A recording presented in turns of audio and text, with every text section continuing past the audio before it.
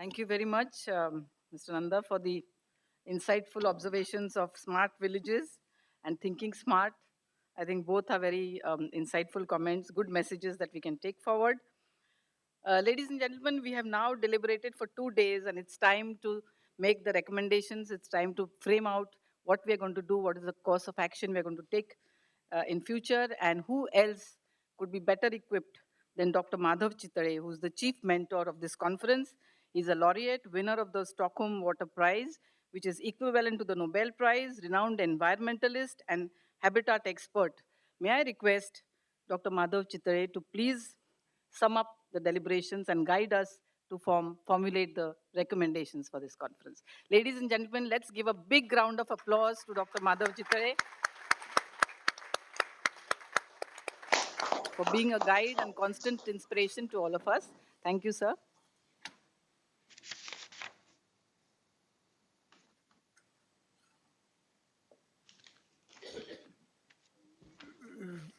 Friends, we have gone through the deliberations on a variety of topics, and it will not be appropriate to bother you more with the repetition of the many points that came up. I'm sure the organizers have already facilitated the noting down of those points, and they will compile it into a workable document, which will become a reference document for our further activities in the direction of smart cities. On the physical infrastructure, the need for modernization, improvement has already been focused and stressed, and I hope it will be properly reflected in the document that we will be preparing. On the social infrastructure, the inclusive approach for involving the community, the weaker sections, even the disabled people in our urban planning, those points have also come up, and I'm sure they will also stand included in what we will be finally recording as a reference document. We also looked at the environmental sustainability and the very sensitivity of water and air both as far as the urban environment is concerned, and the preventive steps that need to be taken so that we do not lose on the environment while we move further on the path of growth. And finally, we also had a look at the technology and which technologies are likely to help us live a better way of life. And naturally, electronics and ICTs have an edge over many other technologies at the current moment, and I'm sure our future urban planning will take note of these inputs that we received in the deliberations so far. So as we move further, we'll have to deliberate on this complex topic of urban planning, and for that matter, particularly on the smart cities development. And in that, before we close, I thought I would quickly point out to you some of the aspects which did not receive our detailed attention, but we will have to address them as we proceed. So the first point is leaving aside the relative legal status that has been given to the Mumbai metropolitan area, because many of you are from this area. I thought I should take up that point first. You are the lucky people who have a Metropolitan Regional Development Authority with appropriate legal powers. Leave aside some of the improvements that are also overdue in that act. But elsewhere, where we would like to look at the development of smart cities, there the weakness that has already crept in is that in the definition of a local self-government, we have urban town planning act separately, we have Jilla Parishads for which there is a separate act. So in all our districts, we have two separate authorities sitting at the same district headquarters. One looks after the urban planning of the city proper, and the other looks after the, so to say, the hinterland or the surrounding area. And they have no interrelated responsibilities for the developmental planning or the social planning, or even for the planning of the rivers that flow through that entire area. There is no mechanism today for bringing them together for a dialogue on the common platform and involving the community at large, because as an interdependent community, to develop an integrated plan of action, we have no legal mechanism today. So that is one of the weaknesses. In fact, at large, we are passing through a process where we will have to set right some of the aberrations that have continued to be our burden or an obstacle for the faster growth process. So we'll have to identify those aberrations. For lack of time, we will not go through that entire list. Just I am mentioning a few of them to you, and see that our further path of progress is as smooth as possible. Uh, Take the case of again Mumbai, because we are all here. Mumbai is surrounded today by 7 municipal corporations, but not the hierarchical relationship which ought to exist between a village level activity, a town level activity, and a city level activity. The towns are missing or they are far away, Khopoli and Karvat. The corporations, Dombivli, Kalyan, Thana, Mumbai, surrounded by corporations. Is that the right way we want to proceed as we go to other townships or other cities? So we will have to think as to what pattern of regional development we have in view, because there is a supplier of employment and there is a seeker of employment. How to bring them in a balanced manner on one platform, still an issue which remains to be solved. So I thought we should, when we disperse, we should keep this problem in mind as we proceed.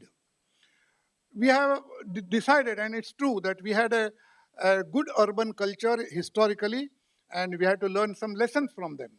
But do we have a document?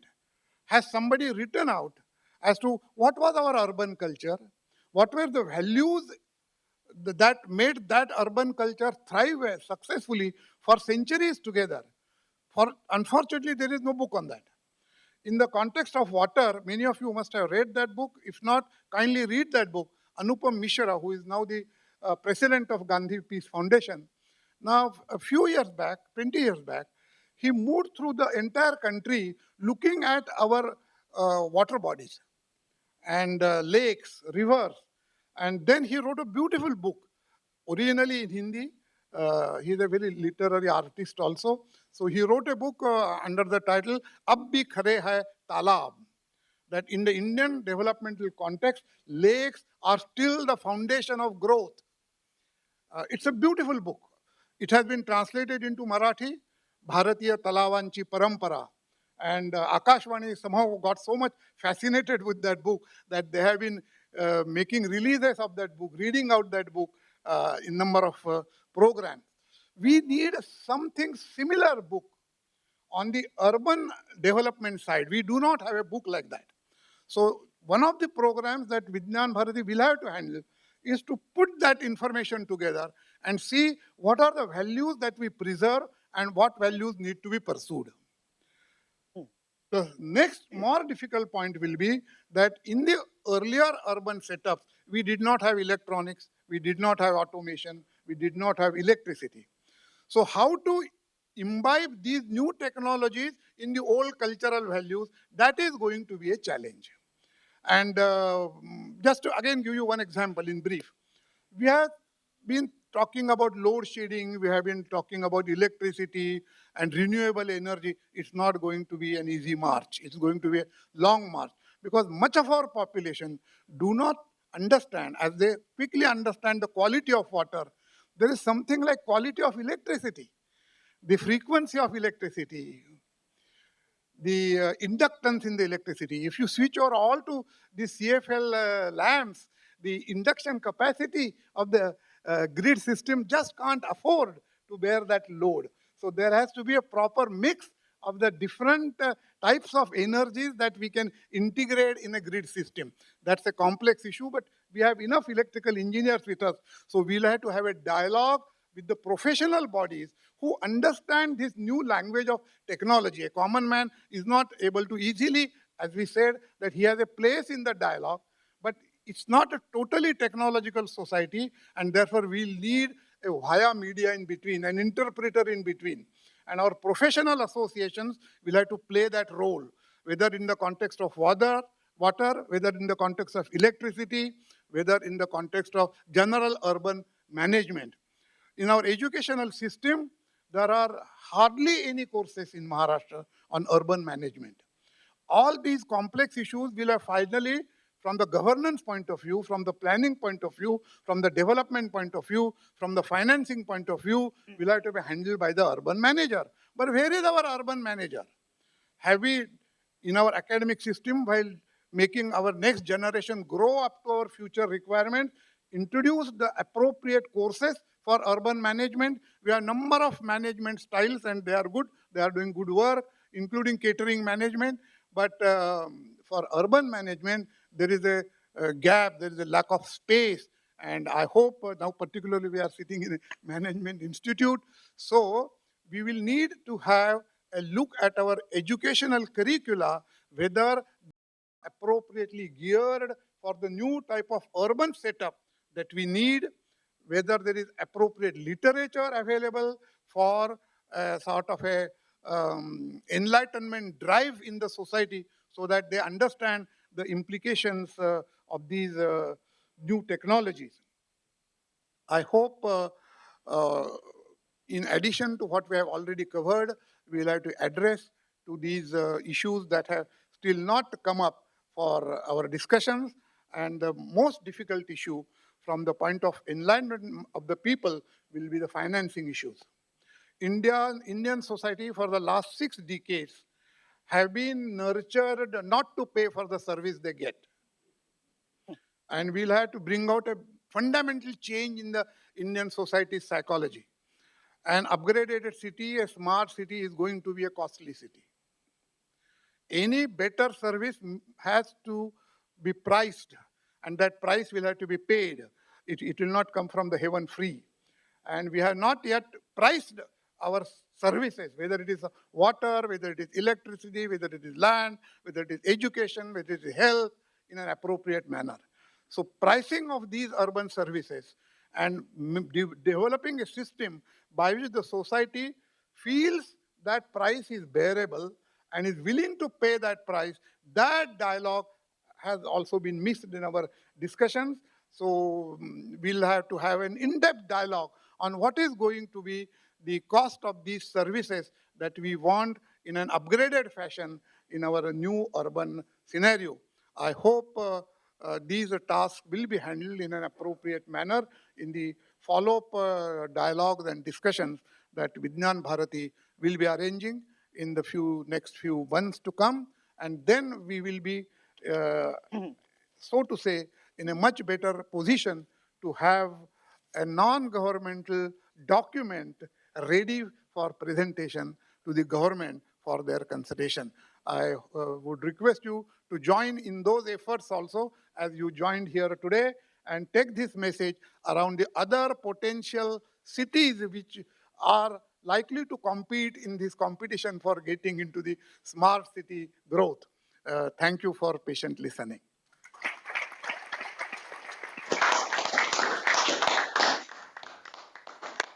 Thank you very much, Dr. Chitare, for showing us the gaps in the discussion, for the issues that were unaddressed, and also for advising us that there needs to be a document for which we need to make financial provisions.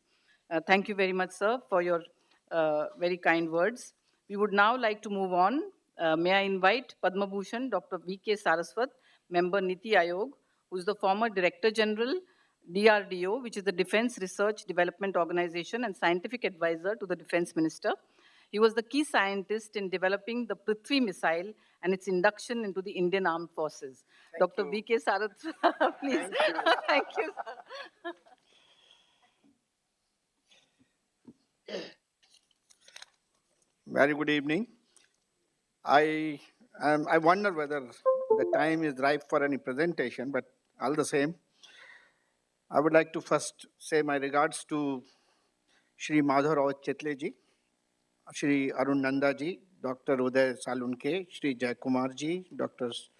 Suhas Pandekar ji, and Madhav Radwaje ji, all the participants to this particular seminar, conference. It's a great subject. Great in the sense that in the last 25 to 30 years, since I came from why, for 40 years, I came from a small city called Gwalior to Bangalore for studies. And from Bangalore, I came to Hyderabad. I don't know how many of you have seen Gwalior, but it was a small place, but excellent place. If you look at Gwalior of those days, of 1950s and 1960s, I must say that in that context, it was a smart city. It has the best educational infrastructure set up by Scindias. It has excellent roads. It had good mobility. The city was very small. Maximum distance we had to travel was about 7 to 8 kilometers. It has a excellent business hub where you had a grain market, where you had a cloth market, you had uh, you know excellent water supply coming from Tigra Dam, which was set up by the Britishers.